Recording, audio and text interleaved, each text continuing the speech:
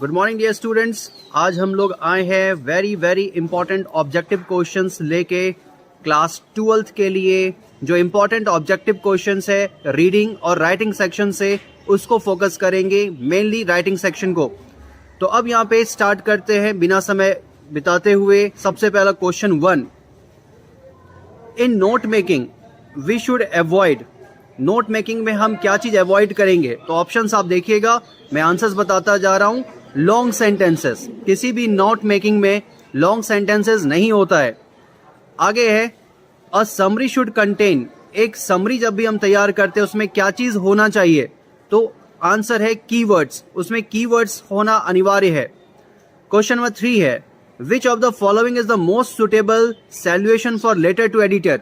अगर हम एक लेटर टू एडिटर तैयार कर रहे हैं तो इनमें से सबसे सही सॉल्यूशन, सबसे अच्छा सॉल्यूशन कौन सा है?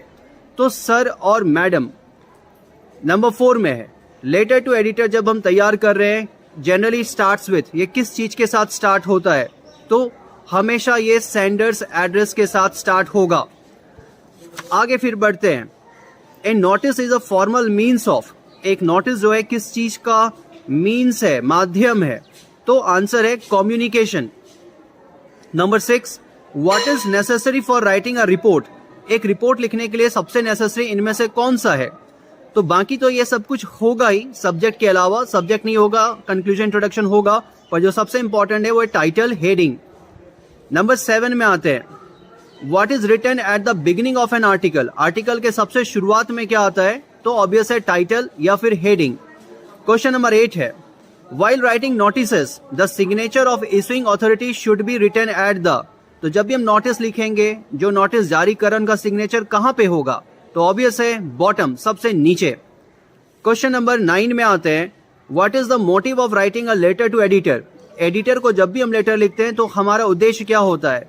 तो ज्यादातर लोगों को ऐसा लगता है कि उनको हम एक्शन लेने कहेंगे कि आप इस समस्या को ठीक कर दीजिए, पर यह बिल्कुल गलत है।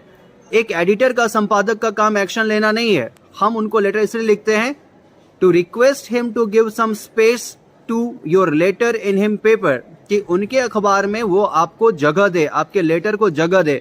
तो option number D right answer है। क्वेश्चन नंबर 10 में आते हैं how should an article B ended. कि एक आर्टिकल कैसे हम लोग एंड करते हैं ये हमें देखना है। तो आंसर है विथ अ सुटेबल कंक्लूजन। एक सही कंक्लूजन के साथ ही हम आर्टिकल को समाप्त करते हैं, और हमेशा कोशिश करें कि वो पॉजिटिव हो, नेगेटिव कंक्लूजन ना हो। Question number 11 a formal letter should be dash to have desired effect on the recipient. एक फॉर्मल लेटर में क्या होना चाहिए जो बहुत जरूरी है? तो इसमें सारा ऑप्शन सही है। इन द प्रॉपर फॉर्मेट होना ही चाहिए, to the point and relevant, to the point भी होना चाहिए, और ग्रामेटिकली करेक्ट तो होना ही चाहिए। इसलिए आंसर हो जाएगा all of these. Question number 12 में देखते हैं how to write an informal letter. एक इनफॉर्मल लेटर कैसे लिखते हैं? तो ये सिलेबस में है नहीं और ये एग्जाम में नहीं आना चाहिए, इसलिए आपको पॉइंट आउट करके बता दिया कि फिर भी एक इनफॉर्मल लेटर में क्या होना चाहिए? इग्नोर ग्रामर गलत है, लीव आउट डेट गलत है, स्क्रिबल जैसे तैसे लिखिए गलत है। Write legibly in simple English. तो ये क्योंकि जैक बोर्ड में बताया गया है, हमने इसको डील किया, और आंसर होगा write legibly in simple English. Question number 13 में जब आते हैं a report is always written in. एक रिपोर्ट जब भी हम लिखेंगे कैसा होगा वो? तो आंसर है आपका सीक्वेंशियल मैनर। और एक रिपोर्ट का आत्मा इसी में बसता है कि वो प्रॉपर सीक्वेंस में लिखा गया हो। नंबर 14 है which one is a well written report. इसमें से कौन सा है जिसको अच्छा रिपोर्ट मानेंगे? पहला है clarity of thoughts, proper date and signature, both A and B. तो इसमें से कौन सा सही है? तो दोनों चीज जरूरी है, both A and B. Clarity of thoughts भी हो, डेट सिग्नेचर भी सही से आ जाए।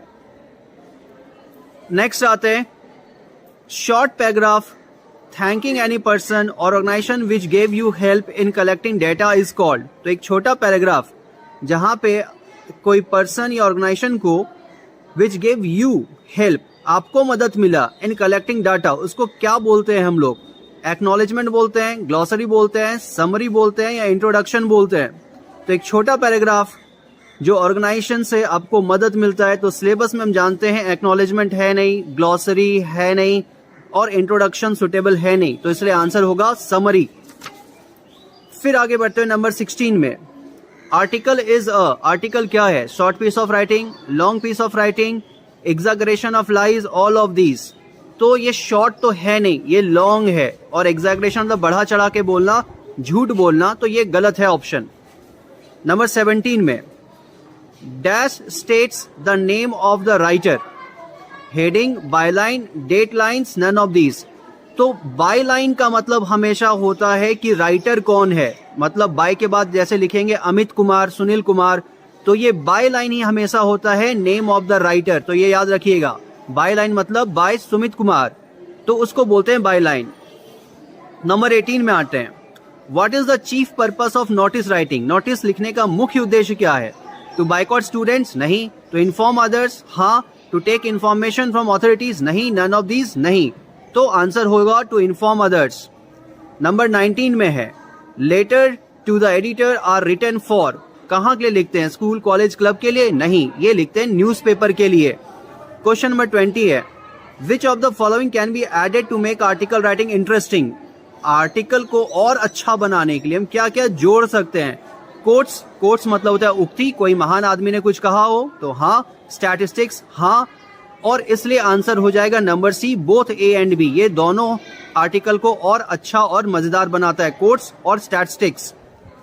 आगे बढ़ते हैं, नंबर 21 में है in report writing narration of events is always in. जब भी रिपोर्ट लिखते हैं तो किस तरह से हम घटना को बताते हैं, नरेट करते हैं? प्रेजेंट फॉर्म में? नहीं। Simple future? नहीं। इमीडिएट पास्ट बिल्कुल सही, और प्रेजेंट कंटिन्यूअस गलत।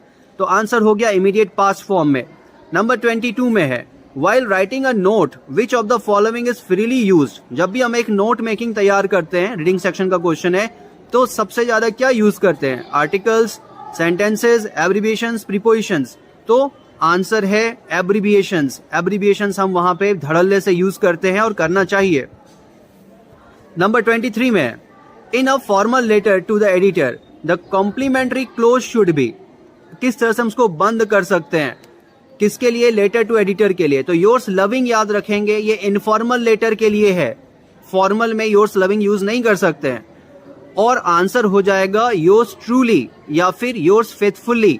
तो यहां पे ऑप्शन के हिसाब से योर्स ट्रूली ज्यादा अच्छा है। नंबर 24 में है at which place with love can be used in informal letter? With love कहां यूज कर सकते हैं हम लोग? इनफॉर्मल लेटर में, क्लोजिंग में, हेडिंग में, ओपनिंग में, बॉडी में। तो ऑब्वियस है क्लोजिंग में, अंत में लिखते हैं विथ लव, योर ब्रदर या फिर कोई नाम, सुमित कुमार, ये सबसे लास्ट में क्लोजिंग में लिखते हैं। नंबर 25 में आते हैं suppose we do not know the recipient's name. मान लीजिए कि हम रेसिपेंट का नाम नहीं जानते हैं, जिसको हम लोग खत लिख रहे हैं उसको रेसिपेंट बोलते हैं।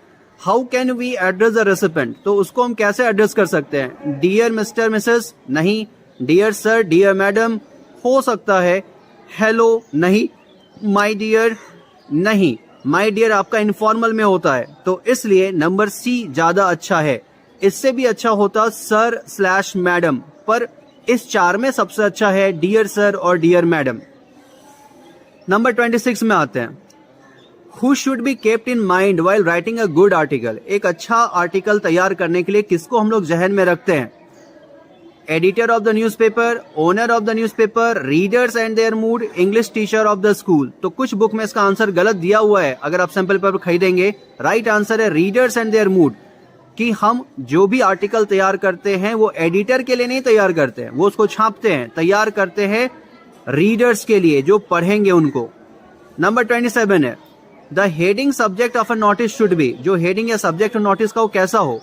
Not be there, be long tail keyword, be brief and catchy, none of these.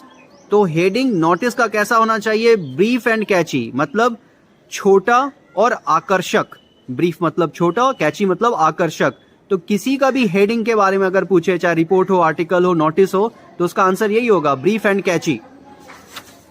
Number 28 में आते हैं where the salutation place in a notice. Notice में सैल्यूएशन कहां होता है? तो भाइयों नोटिस में सैल्यूएशन होता ही नहीं है, तो इसलिए आंसर हो जाएगा there is no need to write salutation in a notice. Number 29 में आते हैं notice in the school and colleges contain certain announcement for, कि कोई भी नोटिस जो है उसमें किसके लिए अनाउंसमेंट होता है? किसके लिए अनाउंसमेंट होता है? प्रिंसिपल के लिए नहीं, हेडमास्टर के लिए नहीं, प्यून के लिए नहीं, स्टूडेंट्स के लिए होता है। तो आंसर हो जाएगा स्टूडेंट्स, क्योंकि नोटिस जारी करके हम विद्यार्थियों को सूचित करते हैं। नंबर 30 में a formal letter starts with, एक फॉर्मल लेटर किस चीज से शुरू होता है? ये पहले भी क्वेश्चन आ चुका है और आंसर पहले भी बता चुके हैं, सेंडर्स एड्रेस। नंबर 31 में आते हैं, which of the following is not used in note making, note making में इनमें से क्या यूज नहीं करते हैं हम लोग? एब्रिविएशंस करते हैं यूज, कीवर्ड्स करते हैं यूज, टाइटल करते हैं यूज, और डेट का वहां पे कुछ भी जरूरत नहीं है नोट मेकिंग में, तो आंसर हो जाएगा डेट। नंबर 32 में है, which of the following is not a part of summary writing, इसमें से कौन सा समरी राइटिंग का हिस्सा नहीं है? यूजिंग योर ओन वर्ड्स, ये आंसर किसी सैंपल पर बताया गया कि ये आंसर है, पर ये गलत है, ये होता है use. Exact words from the text, ये गलत है, और क्वेश्चन के हिसाब से ये सही है कि नॉट, ध्यान दे, नॉट अ पार्ट, तो जो हिस्सा नहीं है समरी राइटिंग का वो है exact words from the text, जो आपने ऊपर पढ़ा गद्यांश में उसी को हुबहू हम नहीं लिखते हैं, इसलिए आंसर हो जाएगा एग्जैक्ट वर्ड्स। नंबर 33 में आते हैं, which of these is the right format of writing date in the letter to editor, तो यहाँ 4 ऑप्शन में सबसे अच्छा तरीका डेट लिखने का कौन सा है? ये 23 नवंबर 2021, लेकिन आपको बता दे इससे भी अच्छा तरीका है कि मंथ आगे आ जाए और डेट पीछे चला जाए।